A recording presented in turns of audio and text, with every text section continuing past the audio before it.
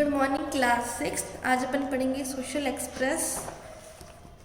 इसमें आपको सिविक्स का एक चैप्टर स्टार्ट कराया था, चैप्टर 20 अंडरस्टैंडिंग डाइवर्सिटी। आज अपन पढ़ेंगे influence of history on diversity, मतलब जो डाइवर्सिटी के ऊपर हिस्ट्री ने क्या इफेक्ट्स डाले।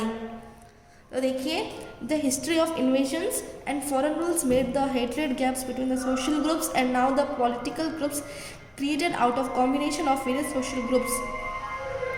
War were fought for capturing land, cattle belongings and people as slaves. The successor of one concurrent were defeated by other powerful invaders. The situation continued in its worst form till some wise person introduced the rule of the public with equality for all. But political equality did not assure the economic and social equality. तो देखिए, जैसे ही जो है history का invasion हुआ और foreign rules आए, in foreign rules के कारण क्या हो गया, जो लोगों के बीच में क्या हेट्रेड मतलब नफरत की जो है भावनाएं क्रिएट होने लगी सोशल ग्रुप्स के बीच में और पॉलिटिकल ग्रुप्स के बीच में। फिर क्या हो गया, जैसे कुछ वार्स मतलब युद्ध भी होने लगे। किसके लिए, किस कारण की, जैसे लैंड को कैप्चर करने के लिए, कैटल को लेने के लिए, या फिर पीपल एज स्लेव्स जो है किसी चीज़ की, जैसे किसी पीपल की कोई है चीज़ है, या फिर जो पीपल एज गुलाम जो स्लेव्स होते हैं उनके लिए जो है युद्ध होने लगे। तो देखिए, जो एक राजा था वो देखिए एक राजा जो है दूसरे राजा को क्या करेगा, हराएगा। और ये सिचुएशन क्या है, दिन ब दिन क्या है वोट्स होने लगी। तो जो कुछ समझदार लोग थे उन्होंने कुछ रूल्स बनाए कि जो है पब्लिक के साथ इक्वालिटी कैसे होगी, उसके लिए कुछ रूल्स बनाए। लेकिन जो पॉलिटिकल इक्वालिटी से भी क्या है, अपन किसी को इकोनॉमिक और सोशल इक्वालिटी नहीं दे सकते हैं। तो ये था influence of history on diversity. Two examples of diversity, Ladakh और केरला। इसमें लद्दाख और केरला के कुछ एग्जाम्पल्स दे रखे कि इसमें कैसे डाइवर्सिटी है। तो देखिए, the geography and history are often tied in the cultural life of a region, while Ladakh and Kerala are quite different in terms of their geographical features, but they have influenced the lifestyle of people. देखिए, लद्दाख और केरला क्या है, दोनों geographical features से देखिए तो दोनों एक दूसरे से बहुत ज़्यादा अलग है। लेकिन क्या इनसे जो है लोगों की लाइफस्टाइल के ऊपर काफ़ी इफेक्ट पड़ता है। Both regions have seen similar historical influences like foreign invasion and intermingling of different religions. दोनों के बीच में देखिए, ये जोग्राफिकल लोकेशन से देखिए तो क्या है एक दूसरे से अलग है, लेकिन अपन इसके हिस्ट्रिकल इन्फ्लुएंस के बेसिस पे देखें तो दोनों में क्या है सिमिलरिटीज है। दोनों में क्या हुआ था, फॉरेन इन्वेजन हुआ था, और इंटरमिंगलिंग मतलब जो है अलग अलग रिलीजन्स का क्या है मिक्सअप हुआ था। We shall now study how the different geographical locations of these two regions had influenced the food the people eat, the clothes they wear and the work they do. We shall see how the geographical and historical influences have shaped their culture life. तो देखते हैं कि जो इनकी life के ऊपर क्या effect पड़ता है। तो देखिए, ये दोनों रीजन्स क्या है, इन दोनों का देखिए जो खाने का तरीका अलग है, कपड़े भी क्या है अलग अलग पहनते हैं। तो अपन इसमें देखेंगे कि कैसे जो इनकी लोकेशन है इनके खाने पीने के ऊपर इफेक्ट डालती है। जैसे जो ठंडे इलाके के लोग हैं वो क्या करते हैं, स्वेटर पहनते हैं, वुलन क्लोथ्स पहनते हैं, और जो गर्म इलाके के जो लोग हैं वो कॉटन के क्लोथ्स पहनते हैं। तो देखिए, इससे क्या है अपनी जो जोग्राफिकल लोकेशन के से क्या है अपने क्लोथ्स, अपने वियरिंग, अपने खाने पीने के तरीके पे भी क्या आ रहा है इफेक्ट पड़ रहा है। तो वो अपन इसमें दिखेंगे। लद्दाख, आपको पता होगा लद्दाख जो सबसे कोल्डेस्ट एरियाज होता है। Ladakh lies in the mountains towards the eastern part of Jammu Kashmir. ये क्या लद्दाख जो है जम्मू कश्मीर के जो ईस्टर्न पार्ट के जो पहाड़ी इलाके हैं वहाँ पे लद्दाख है। It is a cold desert as very little of agriculture is possible in this region. देखिए, बहुत ज़्यादा ठंडा इलाका है तो यहाँ पे बारिश कम होती है। तो देखिए, जब यहाँ पे बारिश नहीं होगी तो यहाँ पे एग्रीकल्चर भी पॉसिबल नहीं होगा। It does not receive any rain and is snow and is covered in snow for large part of year. यहाँ पे कोई बारिश नहीं आती और यहाँ का जो लार्ज पार्ट है वो बर्फ से ही घिरा हुआ है। कुछ बहुत कम पेड़ ही जो है यहाँ पे लगे हुए हैं। तो देखिए, people collect drinking water from the वेल्टिंग snow during the summer months. गर्मियों के सीजन में क्या होती है, जैसे यहाँ की जो बर्फ़ पिघल जाती है तो लोगों को क्या है पीने के लिए पानी मिल जाता है। Each family own some gods, cows and yaks. People eat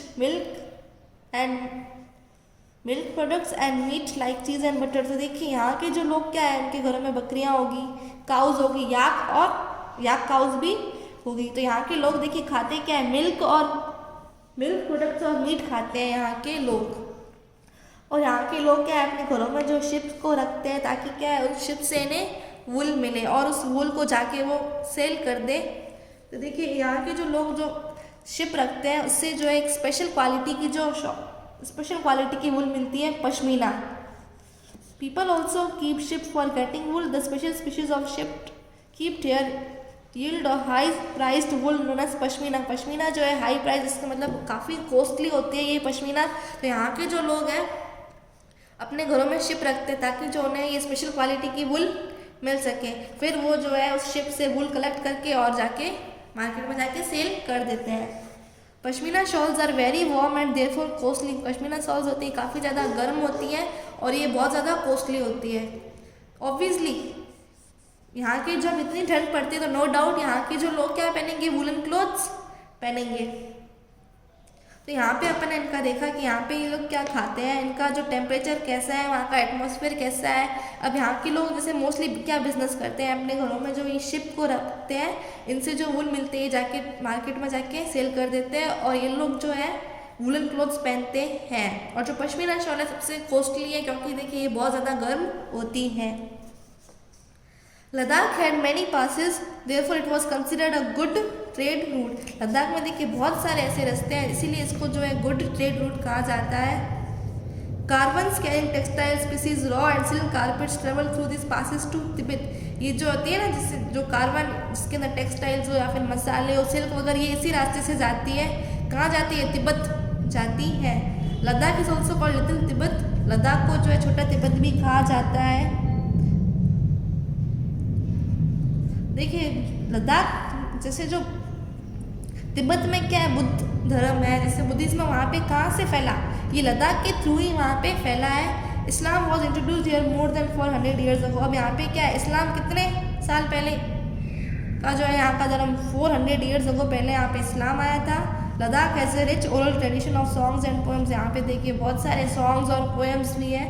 both Muslim and Buddhist perform and Singh the local version of the Tibetan national epic the Kesar saga. देखिए दोनों जो बुद्धिज्म और मुस्लिम से ये कुछ एपिक्स, ये नेशनल सॉन्ग आते हैं जिसे केसर सागा कहा जाता है। इसमें अपन ने पढ़ा कि देखिए लद्दाख में बहुत सारे रूट है, बहुत सारे पासेस रास्ते हैं, जिससे कि क्या है, इसलिए यहाँ पे बहुत सारे रूट जो है ट्रेड रूट पॉसिबल है। लद्दाख को जो है लिटिल तिब्बत कहा जाता है क्योंकि जो कारवान आते हैं टेक्सटाइल्स, मसाले, स्पाइसेस और जो है सिल्क वगैरह लेके वो सीधा तिब्बत जाते हैं, इससे पास होके जाते हैं, इसलिए लद्दाख को जो है लिटिल तिब्बत कहा जाता है। देखिए बुद्धिज्म जो कि क्या है तिब्बत में है, वो लद्दाख से ही पहुंचा था। यहाँ पे मुस्लिम धर्म को आए हुए 400 ईयर्स हो गए हैं।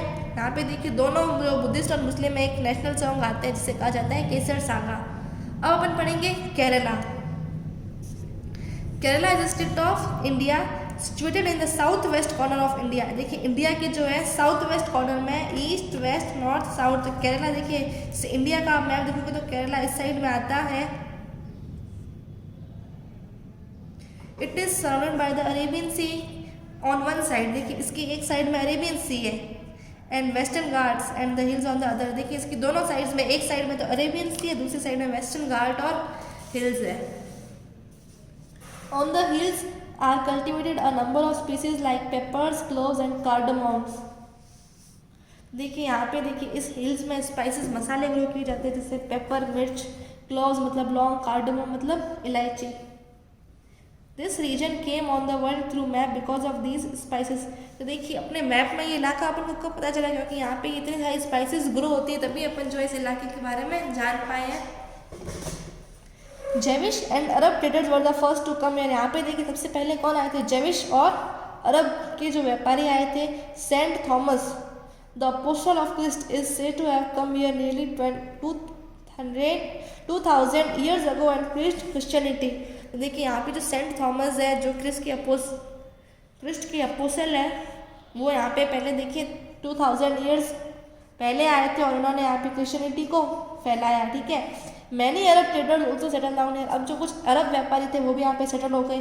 उनका अरब व्यापारियों का जो धर्म कौन सा था, इस्लाम था। वास्को द गामा एक पोर्तुगीज व्यापारी थे जो कि कहाँ से आए थे, उन्होंने जो एक सी रूट निकाला था to India from Europe and landed with this ship here. तो देखिए उन्होंने एक सी रूट निकाला था इंडिया से, इंडिया फ्रॉम यूरोप, इंडिया से कहाँ तक का, यूरोप का। As a result of this various historical influences people in Kerala practise different religions. देखिए यहाँ पे डिफरेंट रिलीजियंस है, कौन कौन से, जुदाइज्म, इस्लाम और क्रिश्चियनिटी, हिंदुज्म और Buddhism.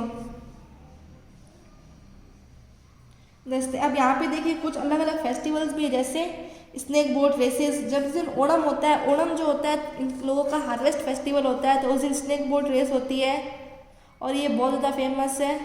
So is a unique elephant march, और यहाँ पे जो एक एलिफेंट मार्च भी होती है, एलिफेंट की जो रैली निकाली जाती है। तो यहाँ पे देखिए ओणम में स्नेक बोट रेस होती है और यूनिक एलिफेंट मार्च भी होती है यहाँ पे। और पीपल, यहाँ के लोग खाना क्या खाते हैं, देखिए यहाँ के जो लोग खाना खाते हैं, राइस खाते हैं, फिश, इडली, फिश वगैरह खाते हैं। People of Kerala eat rice, fish and vegetables. The fertile land and climate are suited for cultivation of light. देखिए यहाँ की जो आप कह सकते हैं, देखिए यहाँ पे जो है राइस की कल्टीवेशन ज़्यादा होती है, क्योंकि यहाँ पे पानी बहुत ज़्यादा है, इसलिए यहाँ का लैंड फर्टाइल भी है। तो कह सकते हैं suitable for the cultivation of rice. तो यहाँ पे देखिए राइस ज़्यादा ग्रो होगा, तो नो डाउट ये लोग भी क्या खाएंगे, राइस ही खाएंगे। राइस है, समुद्री इलाका, यहाँ पे फिशेज भी मिलती होगी, इसलिए ये लोग देखिए फिश खाते हैं, फिश और वेजिटेबल्स। ये लोग जो है राइस की कल्टीवेशन करते हैं।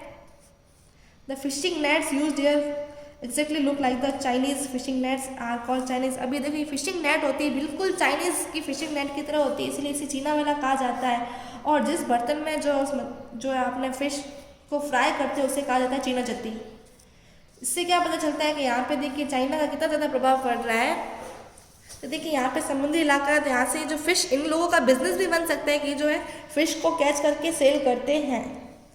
तो ये जो फिशिंग नेट होती है इसे चीना वाला कहा जाता है। और जिस बर्तन में जो ये फिश को पकाते हैं, फ्राई करते हैं, उसे चीना चत्ती कहा जाता है। तो आप देख सकते हैं इन दोनों में क्या है, चाइना का क्या आ गया, इन्फ्लुएंस आ गया है, चाइना और अरब व्यापारियों का।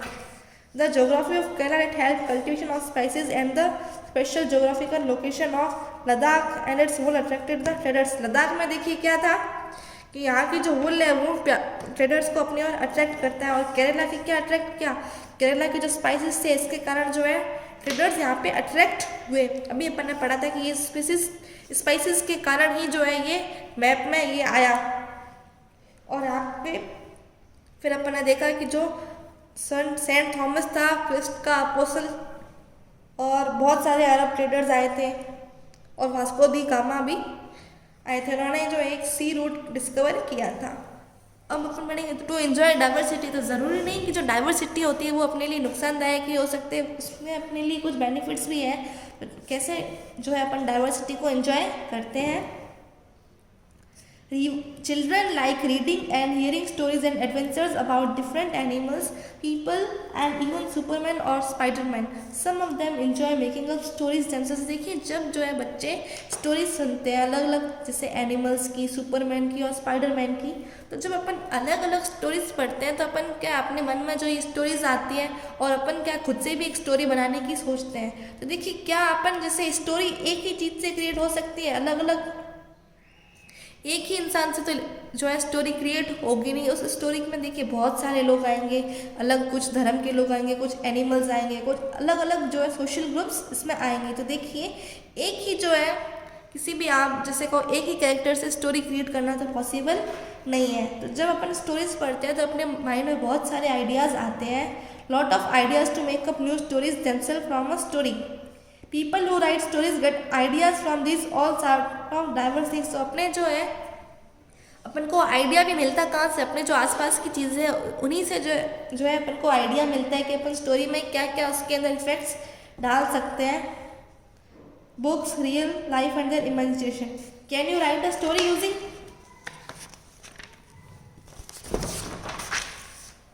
Only one person, one tree, one animal, one colour only. क्या आप एक पर्सन, एक पेड़, एक एनिमल और एक कलर से स्टोरी लिख सकते हैं? ये तो पॉसिबल नहीं है। तो देखिए it is diversity of people, places, things and events that help to make the fantasy in the story. इन सारे बहुत सारी जो कैरेक्टर्स से क्या आ जाती है, एक फैंटेसी आ जाती है स्टोरी के अंदर, अच्छा सा एक मज़ा आ जाता है स्टोरी के अंदर। तो देखिए एक ही जो कैरेक्टर से one person one tree one animal से तो लिखना पॉसिबल नहीं है, तो इसलिए अपन को डाइवर्सिटी क्या है, ज़रूरी है। Diversity as a source of strength, ज़रूरी नहीं कि जो डाइवर्सिटी है लोगों के बीच में हेट्रेड की फीलिंग्स को क्रिएट करे या लोगों को डिवाइड करे। डाइवर्सिटी को क्या है अपन as a source of strength भी मान सकते हैं, मतलब कि क्या ये लोगों को मजबूत भी कर सकता है, अपनी जो है कल्चर को ये स्ट्रेंथ भी प्रोवाइड कर सकता है। तो diversity as a source of strength. Pandit Jawaharlal Nehru coin the phrase, उन्होंने एक फ्रेज बनाया है, देखिए, unity in diversity to describe our country. इन्होंने यूनाइटी इन डाइवर्सिटी, इन्होंने इस फ्रेज को बनाया था नेहरू जी इन इस book discovery of India. Nehru ji ने जो इनकी बुक थी डिस्कवरी ऑफ इंडिया, तो आपका क्वेश्चन ऐसे आ सकता है, who wrote discovery of India, तो आप कह सकते हो इसका आंसर होगा पंडित जवाहरलाल नेहरू। उन्होंने लिखा, Indian unity is not something imposed from the outside but rather it was something deeper and within its fold the widest tolerance of belief and custom was practiced and every variety acknowledged and even encouraged।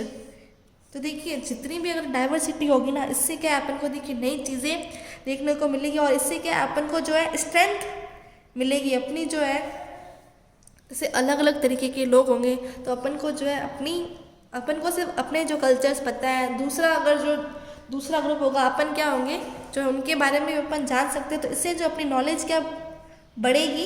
India's national anthem, India का जो national anthem जो रविंद्रनाथ टैगोर ने गाया था, ये भी क्या है एक दूसरा सिंबल है यूनाइटी ऑफ इंडिया के लिए। जैसे ये जो नेशनल एंथम है जन गण मन, ये भी क्या है अपनी जो इंडिया की यूनाइटी को पोस्ट करता है।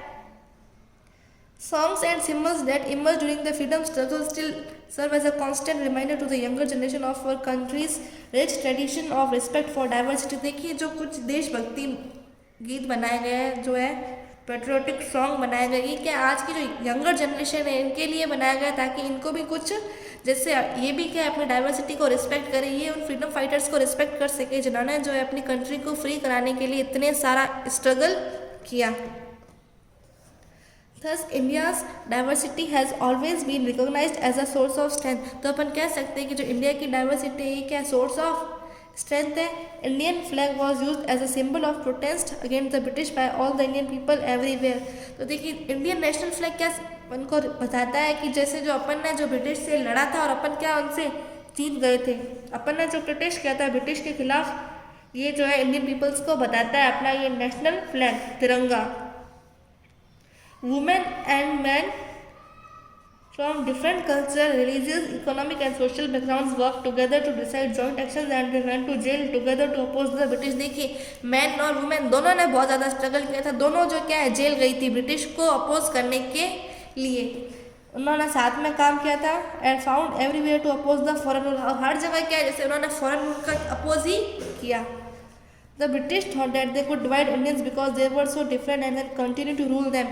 देखिए ब्रिटिश ने एक पॉलिसी अपनाई थी डिवाइड एंड रूल, तो वो क्या करते थे इंडियंस के बीच में जो है उनको एक दूसरे के खिलाफ ही जो है भड़काते थे, और उनकी जो ये पॉलिसी थी डिवाइड एंड, उनको लगा कि हम इस पॉलिसी से जो है इंडिया के ऊपर रूल कर सकते हैं, लेकिन ये इनकी पॉलिसी ज़्यादा दिन तक नहीं चली। The people showed the British no doubt manage to divide the Indians and rule over them but only for a short period. ये जो इनकी पॉलिसी ज़्यादा दिन तक नहीं चली। द पीपल शोड, लोगों ने दिखा दिया कि जो क्या how they could be different and yet be united in their battle against the, कि वो अभी भी एक है और वो देखिए कैसे ब्रिटिश के खिलाफ बैटल युद्ध करते हैं वो सब मिलके। They all follow the dictum of unity in diversity, उन्होंने यही अपनाया यूनाइटी इन डाइवर्सिटी, और उनको जो क्या उन्होंने अपना टारगेट को अचीव कर दिया कि उन्होंने जो ब्रिटिशर को अपनी कंट्री से फ्री भगा दिया, बाहर निकाल दिया अपनी कंट्री से। किस पॉलिसी से? Unity in diversity. Communities also depend on other communities. For example एक कम्युनिटी जो है दूसरी कम्युनिटी के ऊपर डिपेंड करती है। जैसे एग्जाम्पल के लिए the village community supplies food to towns and it depend on the other communities to supply, urban communities to supply it with clothes, electricity, machines for agriculture. They depend on each other for various needs.